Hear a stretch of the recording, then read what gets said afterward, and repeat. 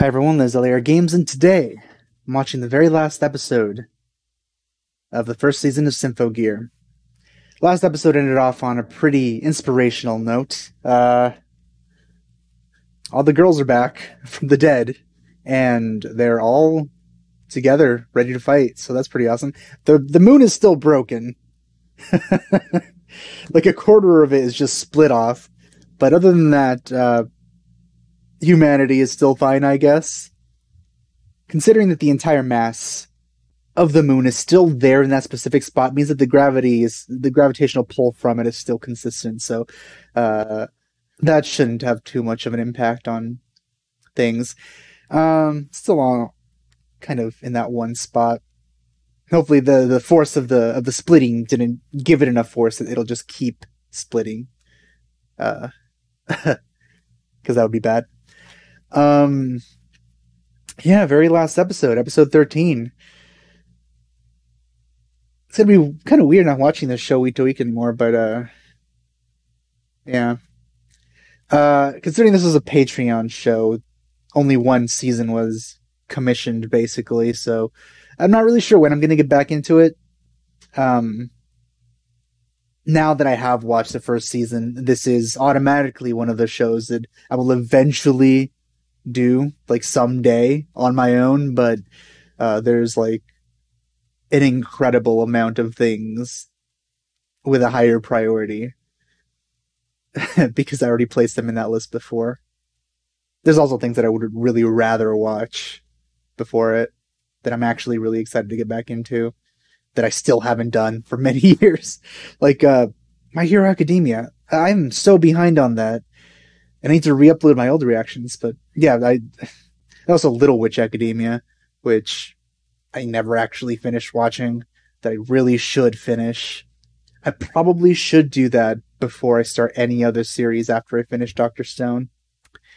But yeah, first season almost over. Hopefully we're gonna get a really cool fight and singing thing with all of them three singing together, fighting big bad lady here.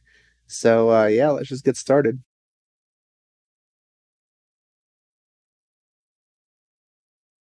That's an interesting camera angle.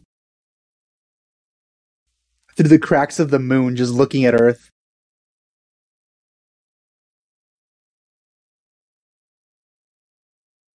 Well, eh.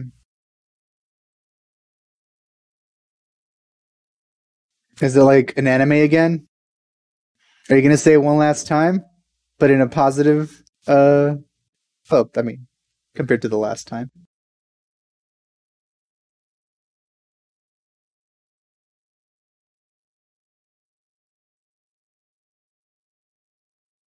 It does look better, to be honest.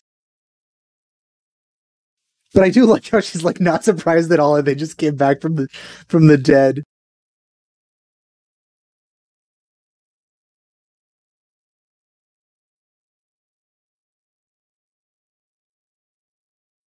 I guess they released their limiters, huh?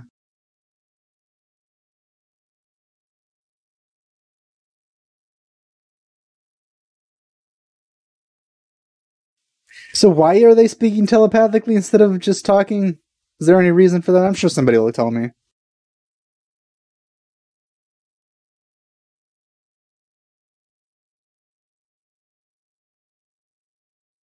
That belongs to Gilgamesh, all right?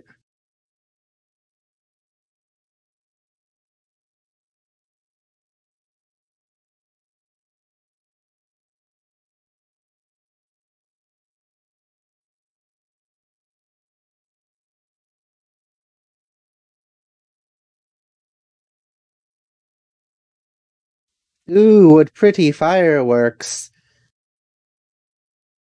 That's... Oh my god, Elder Centipede! Okay, that's a lot. That's quite a bit. That was way more than initially seen by the amount of particles that were released.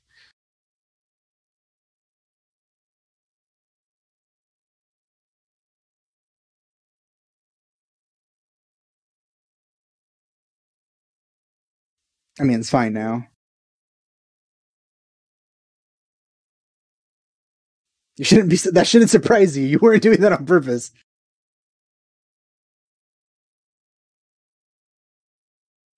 Though, what really bothers me about Tsubasa right now that I just realized is the wings on her shoes. They're like in front of her. That just looks so bad. Why would you do that?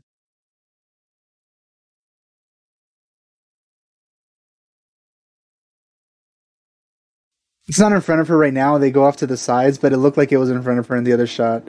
But still.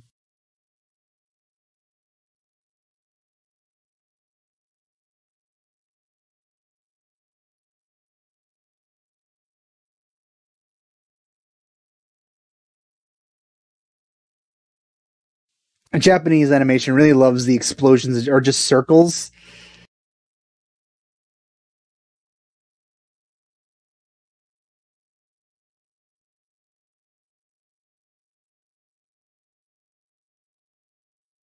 I guess her punches release energy now. Turn into Dragon Ball. Blue Flash. I could read that one. That is quite the power increase. It makes me wonder what. Wow, it makes me really wonder what the heck you're going to be doing in other seasons if the power scaling just leveled up to this extent. Like, at this point, they kind of have to go to space, don't they? It's like Dragon Ball, where like the scale was too big, so they kind of had to branch out into something like, you know, bigger scale locations. Also, rip buildings.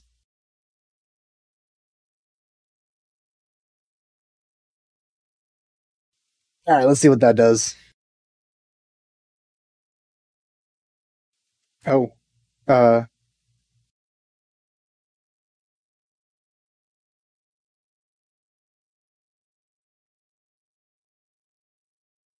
I guess that's always been an option, huh? Oh, more?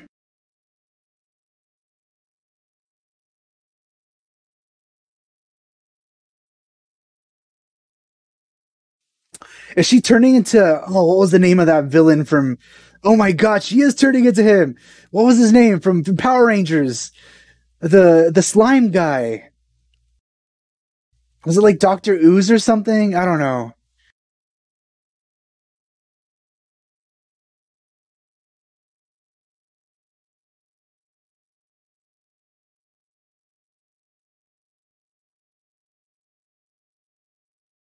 The scale of these explosions, I feel like if they were that big, the shockwaves will just like obliterate everything. Or she somehow managed to still look human divine. She's managed to still look human despite absorbing all those like alien things. The noise.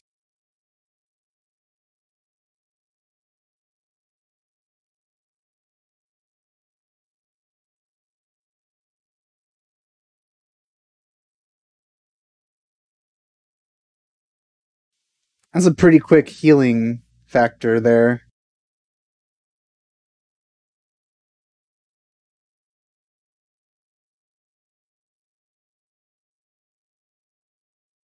Is it possible for them to complete the relics on their own? Just fill in the gaps or something?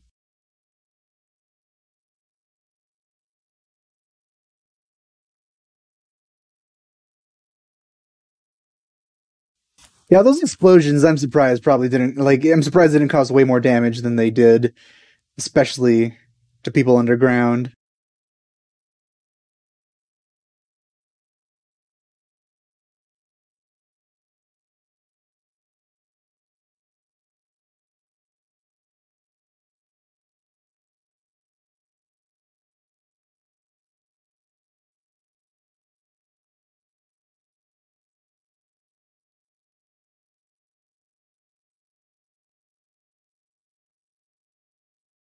Well, that's a sword.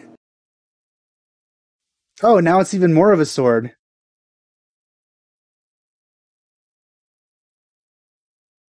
Blue Destroyer Blue Flash.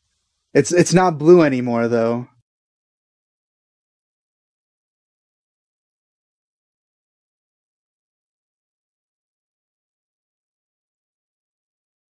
Hopefully the inside isn't as regenerative as the outside.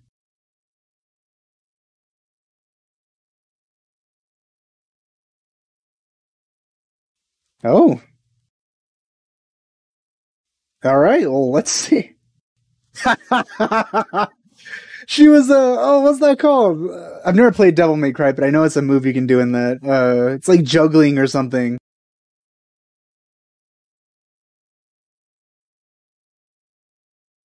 Oh, she can. Is she gonna have control of that?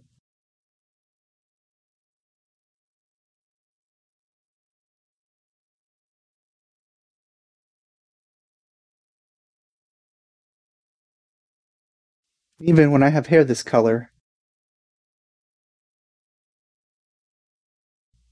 Some of the darkness gonna absorb into her hair, changing her color permanently? I'm just joking, by the way. That's not an actual hypothesis. So it seems she's taking control over it. At least a little. It's better than when she didn't have anything. Hey, stop backseat gaming, alright? You're not the one handling this. You can't tell her what to do. You try doing that. It's probably not as easy as it looks.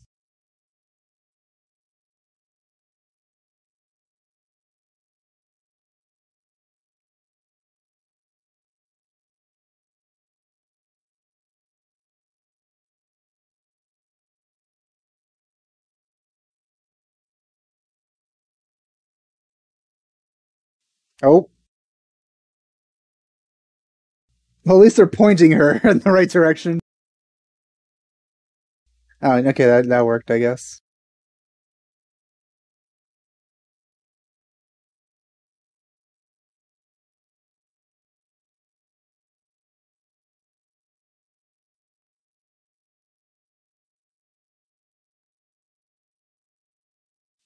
You know what that reminded me a little bit? I keep bringing things up that remind me of it. There was this one part in Avatar: The Last Airbender where Aang was using his will to energy bend the Fire Lord, and there was this point where like he was completely covered by the Fire Lord's will, but then the tiny bit was almost gone, but then suddenly just everything at once gets covered in his will, and that's one of my favorite moments in the entire series. Remind me of that a little bit. Except that was done more visually, and there was no people yelling his name.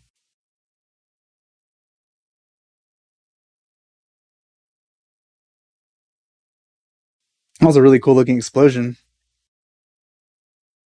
Very impressive mushroom cloud. Right, the music is telling me that it's over now.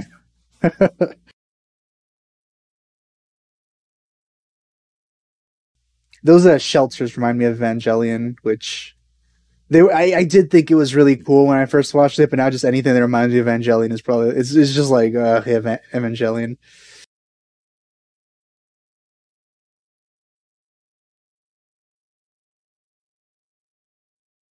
I'm surprised. Well, I shouldn't be surprised that she's alive.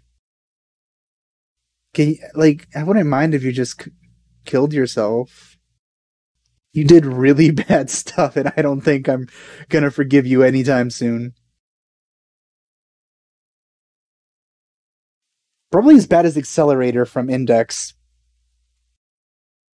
Then again, Accelerator did do things personally, and she just created noise.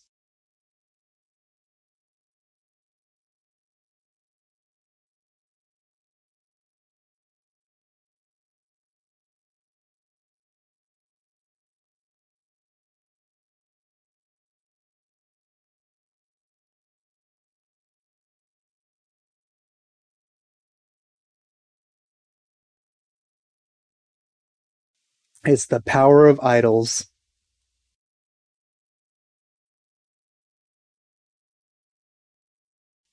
Nice. She still stopped? Really? You think you can do that? Can't she?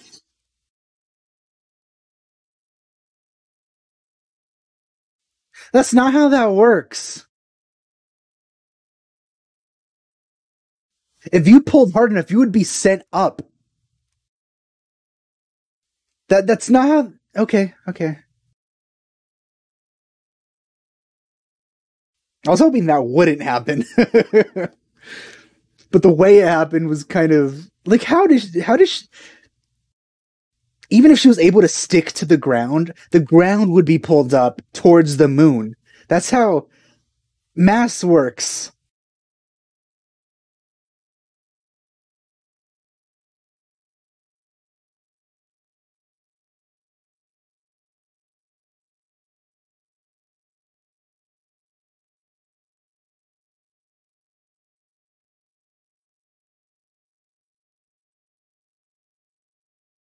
She's just gonna explode. That'd be cool.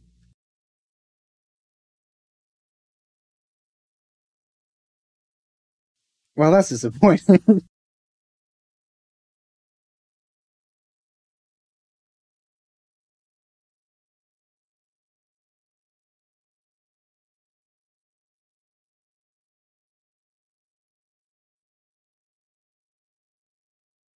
Oh, you're already in the future, Hibiki.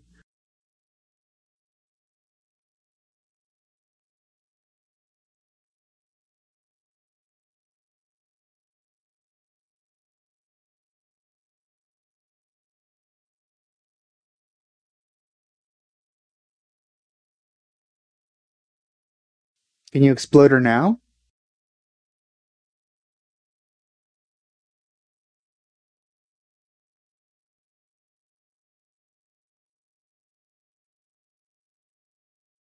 Oh, what happened there? Did the punch actually do something? I was hoping she'd explode.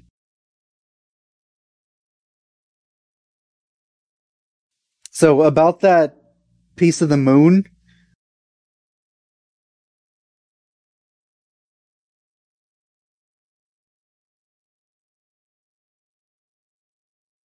well, if she had the strength to do that, or maybe she just spent all the strength and that's why she kind of like disappeared.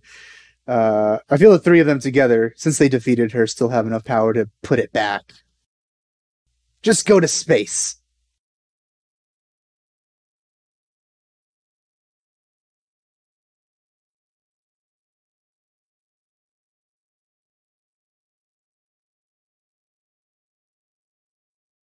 Hey, if Saitama... Well, actually, it's hard to compare Saitama to anyone. I was gonna say if Saitama can do it, maybe you can too, but... yeah, Saitama's a special case.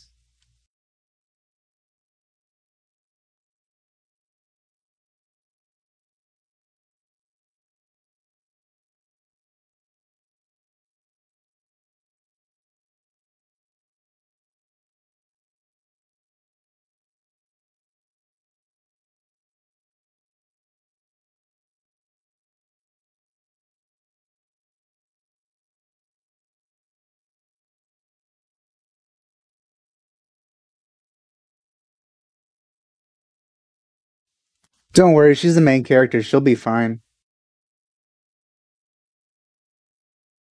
I wish she'll be, like, falling down into the atmosphere at the end, and then, like, in Halo 2...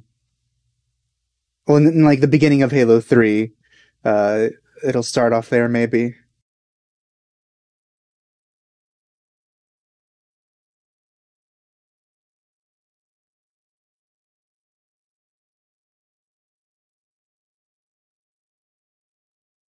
So how's this working without an atmosphere?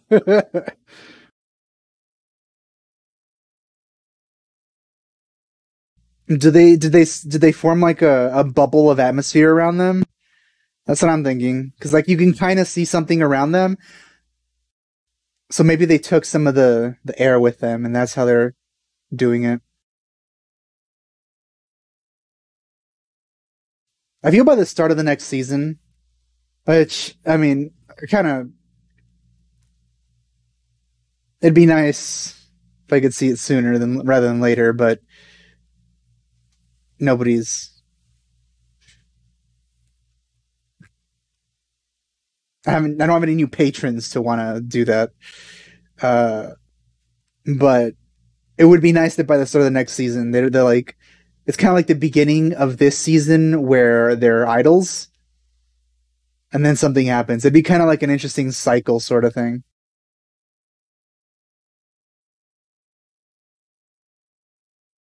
Cyclical stuff can be really cool.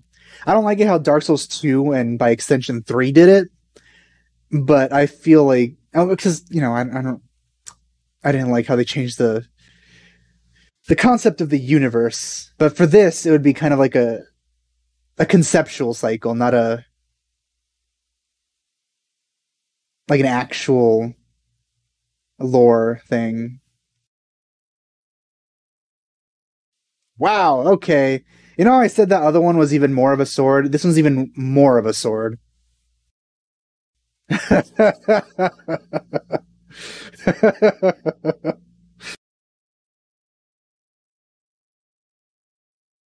Seems Chris really loves America.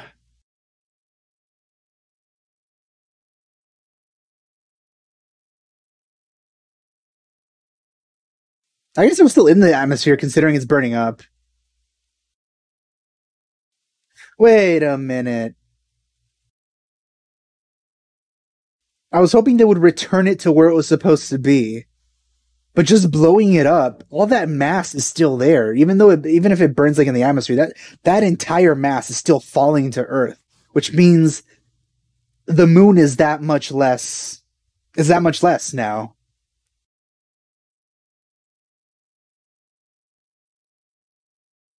Which means the tides and stuff are still gonna suffer. It's like a quarter. Alright, so I guess this is how it started. To be honest, I really would have preferred if the beginning didn't start like this.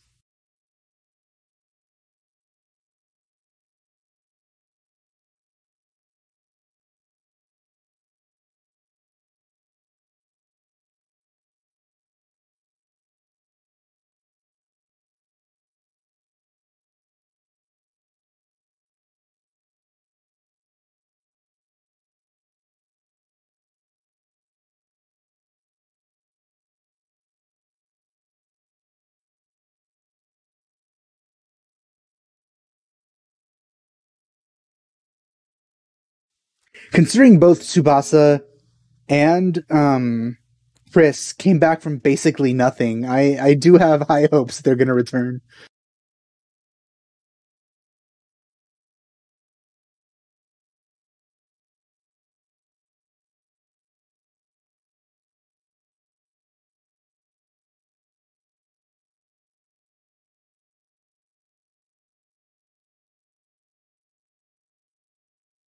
There's still noise around, huh?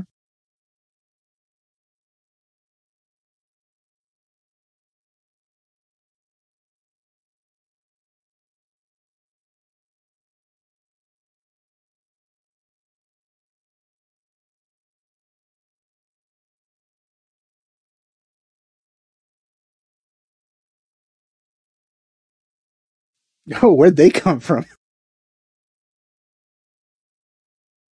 Wow, she was really bad at running.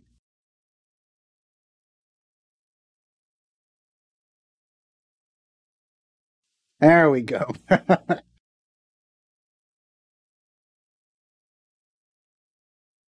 Were you waiting for the right moment this whole time?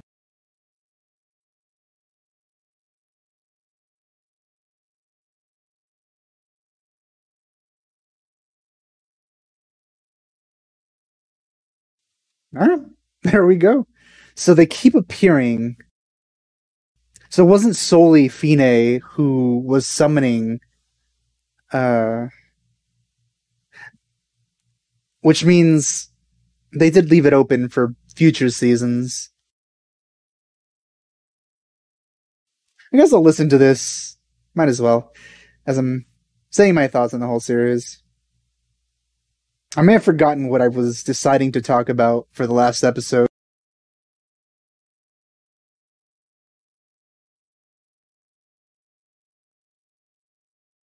Overall, I did enjoy this, and I actually enjoyed it more as time went on, as, things tend to happen that way, but I do feel that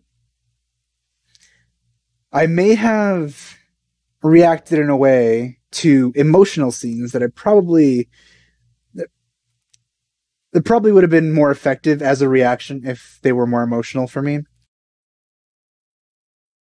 But, I can't really control how I react to things. I mean, I could fake it, of course, but I would rather not do that, because if I did, what would be even the point of watching me react to something? They're not even my real feelings.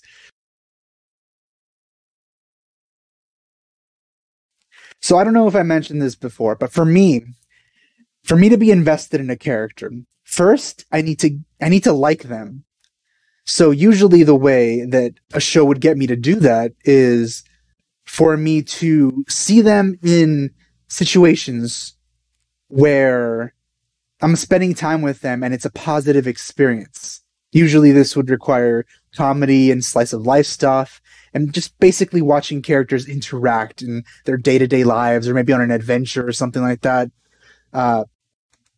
So by the time that something dramatic happens, I am invested in what happens to them. I already care about what happens to this character because I like them and I want to see them interact with characters more because I've seen what they can do and I know their personality. But when a series starts off with drama, for me, it's like, okay, this character is suffering, but I don't really know them. I'm too disconnected from them. So the misery alone usually isn't able to draw me in enough.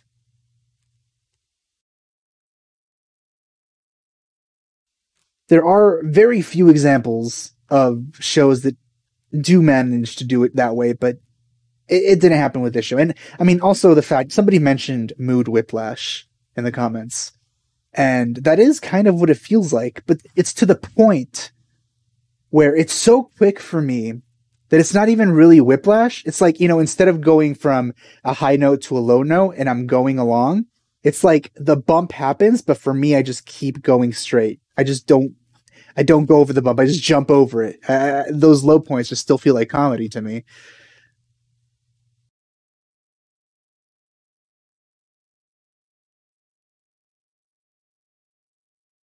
And it happens a lot. So, I mean, I feel like I'm just hovering over those bumps. I think I also mentioned before a series that I think did it really right, where most of the series is really comedic. Obviously, it's a comedy.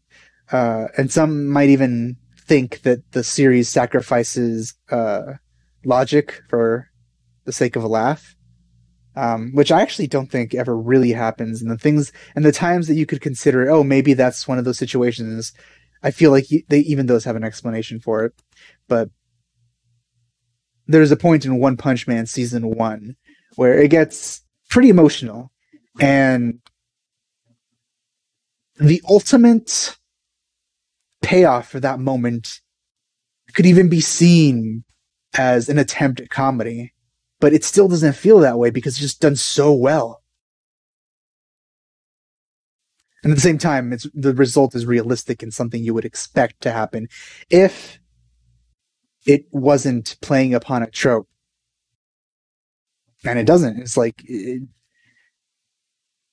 another type of show, you would think, oh, this is the moment where the character is going to win because, well, it's very similar to what happened here. I compared it to I remember now. I compared it to One Punch Man with the Moomin Rider thing, but it doesn't work for him, and that makes sense. And it makes it kind of a lot easier to sympathize with him, and it makes the moment a lot more emotional, in my opinion. There's no reason to really compare this to One Punch Man, even though they actually do share a lot of similarities. Like the kind of the state of the world for both this series and One Punch Man's world, they're very comparable. They're kind of like, you don't want to live here. I actually don't know which society is like more screwed, this one or One Punch Man's world. When it comes to One Punch Man, as long as he's alive, the area around him will survive, hopefully, if he's not careless. But overall, like, there's just so much happening that is kind of like just horrible all the time, and he can't be everywhere at once. I guess he could be, but then he'd probably just destroy the universe by going faster than the speed of light or something. Um, but yeah, both of these worlds are pretty bad. It's the world of Evangelion is pretty bad as well, but in the end, it was mostly because of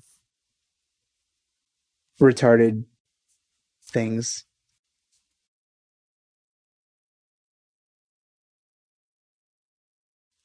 Anyway, I actually enjoyed the series in the end. Regardless of what it may have seemed like in the beginning of me just not being sure and stuff, I did like it. And I am also not the one to lie about this. So I actually didn't like it. I would say I didn't like it, which I have in the past, and people get mad at me. So the things I liked were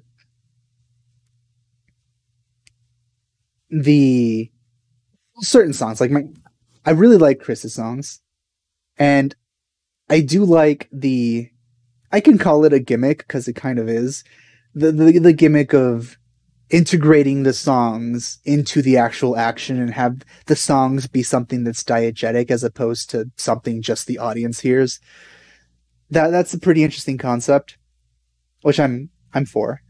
I just wish it would also extend to maybe the battle moves. Because I don't know, it just feels like it takes away from the flow when the almost unreadable titles are overlaid upon a fight scene. It just stops everything just to read that, and I don't think that feels good. It even stops like the way the thing that I praised before about the singing being integrated into the moment, because the song is still going on, but the scene suddenly stopped. So I wasn't really a fan of that. I do wish I liked the character designs more. I think Tsubasa's is my favorite. I think she's the best looking character, besides that really horrible, like, ponytail thing that's just sticking out of the side, which I don't really like at all. I just wish she just let her hair down. I don't really like Hibiki's design overall either. I don't like her eyes, and her hair is meh. And then there's, what's the friend's name? The friend with the seaweed hair. She has an okay haircut, sort of, kind of, but it's the hair color that I really dislike. And then there's Fine. Not Fine. There's, Chris. I'll get to Fine. Chris, her design, I don't like it. I like her white hair, and her face is fine, but just everything below that is just, her outfit is just doesn't look good. And okay, well, Fine. Oh god, okay, Fine's design when she's in her Ryoko form. Oh god, no, that is just no. As a scientist, her design doesn't work. She just has, like, what's the point of putting on a lab coat if you're just gonna let whatever the lab coat is supposed to protect you from just splatter all over your regular clothes anyway? There's that. Also, her hair is incredibly messy. I get there could be some appeal to that, but it doesn't really work with the rest of her design. And then her Ryoko form is just no. I mean, her body type doesn't help at all either. But that's just my opinion too. Like I feel most of the body types in this show for most of the characters just don't. I think Tsubasa's the nicest, but overall, just a little over the top for my taste. Especially when they try to emphasize those aspects of them. But people who have seen my reactions know how I feel on that already, so I don't really have to focus too much on that. What else? I'm spending a little more time talking about this series and my feelings on it, because there are a lot of things that I'm really kind of mixed on that I do want to express my feelings about. Like, for example, there's one thing that I highly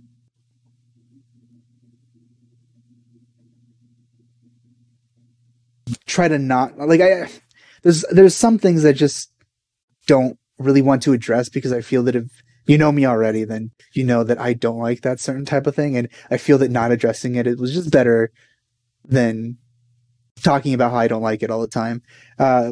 There's Yuri fan service. I mean, it's not really Yuri, but it gets very close, and every time I saw it, I was just like, I don't like where this is going, but I would rather not talk about that too much. I just don't like Yuri. I'm not saying that like Yuri shouldn't exist or people shouldn't enjoy it or if it's bad or anything. No, I don't think any of that. It's just that I don't like to watch it. So having sort of like Yuri bait or like almost overtones of it, I just didn't really want to pay too much attention to that. There was a lot of it. So I will talk about it a little bit. There was Fine in her Ryoko form being incredibly creepy and kind of really gross towards multiple characters, which is what got my hate in the first place. But I feel in this situation, it was deserved because if people actually acted like that, that would be gross and disgusting. So any character that usually acts like that, I automatically dislike. But in this case, it was played straight, and I thought that was very good. I'm actually really happy about that. I think I mentioned that in one of the comments that I replied to. But there was also other things, kind of like how there's a lot of blushing when characters talk to each other and about each other and get close to each other, even though they're both girls, which it could just be for the sake of cute, but also could be interpreted as like, oh, they're sexually attracted to each other. It could be anything, and that's left for interpretation for people who like that, which I feel is fine, but I didn't really want to address. There's also the fact that Hibiki and her friends sleep in the same bed even when they don't have to, which is like, oh, sort of thing for people who like Yuri, but I don't, so I'm just like, yeah, that's weird. Who would want to do that?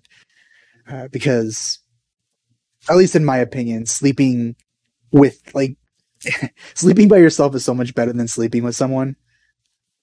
In terms of comfort, it is a kind of like a mental reassurance when you're sleeping next to someone, but at the same time, it is not comfortable.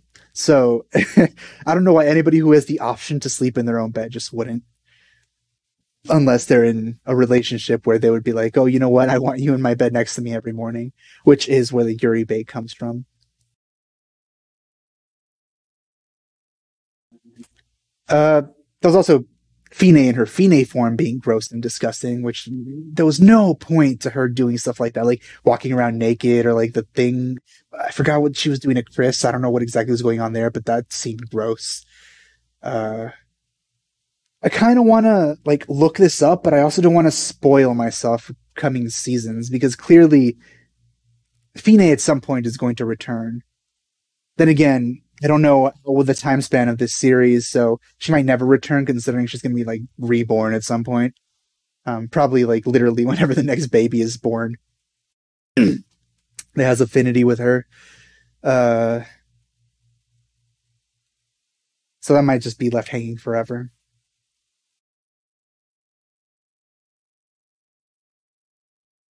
But yeah, I wish I could look this stuff up. Looking stuff up is basically a spoil something for me sort of thing. So I can't do that because I will at some point get to it. If Patreon allows it, then it would be sooner rather than later. Because I am interested to see where this goes. But not to the point of putting it above in priority and compared to everything else that I plan on watching or would rather watch. So overall, I would give this series like around a 7, the first season. I don't have anything that I'm actually disgusted by, unless certain commenters' tidbit is true, which I really hope is not, because that would just be gross and unnecessary to put in there completely and would not improve her character whatsoever. If that's true, then I might just, like, if that's actually something they intended for it to be, like, a canon thing, then maybe it just wasn't put across correctly or like enough in the series. Maybe it was like explaining supplementary material and talking about Chris and her being a slave. What they said seemed much worse than what like. I feel she would be just much more broken than that, and like just being a regular slave is enough. I think that's the lowest you have to go. If you have to go further than that, I feel you're just taking it too far, and that it's not really necessary. And it would ruin her character, in my opinion, because it doesn't fit how she actually acts. Especially with how quickly she kind of changes her whole thing just through, a few battles and dying. But yeah, I would give this series a 7, and probably going to right after I finish this video. From what I heard, as I mentioned when I started this, the first season seems to be the weakest out of all the other seasons. So if I gave this a 7, it could only get better, right? So I'm looking forward to seeing the improvements they make in the coming seasons. But again, I'll get to it when I get to it. So with that said, thanks for watching. I'll see you guys in the next one.